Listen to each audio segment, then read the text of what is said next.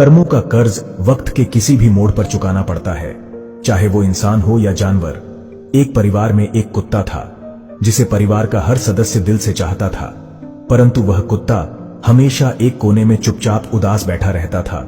कोई समझ नहीं पाता कि उसे क्या परेशानी है। एक दिन घर में एक दूर का रिश्तेदार अचानक आया।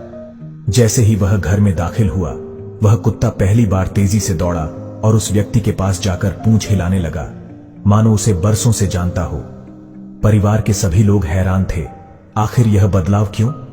रात में उस रिश्तेदार ने एक विचित्र सपना देखा।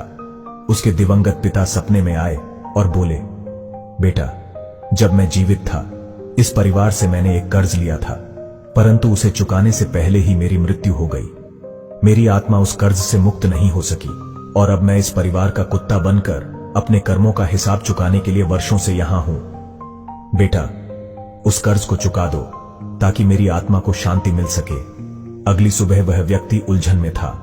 नाश्ते के समय उसने परिवार से पूछ लिया, क्या मेरे पिता ने कभी आपसे कोई कर्ज लिया था?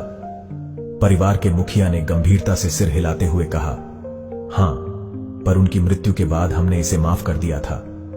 यह सुनकर व्यक्ति स्तब्ध रह गया।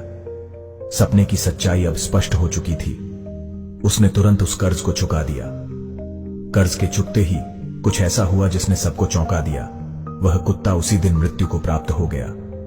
परिवार सदमे में था, लेकिन उस रिश्तेदार को अब समझ आ चुका था कि कर्मों का हिसाब इस जन्म में ही नहीं बल्कि अगले जन्मों में भी चुकाना पड़ता है। कहानी की सीख, कर्म का लेखा जोखा हर हाल में पूरा होता है, इसलिए हमें हर कर्म को सच्चाई, ईमानदारी और निस्वार्थ भाव से करना चाहिए ताकि आत्मा को शांति और मुक्ति प्राप्त हो सके।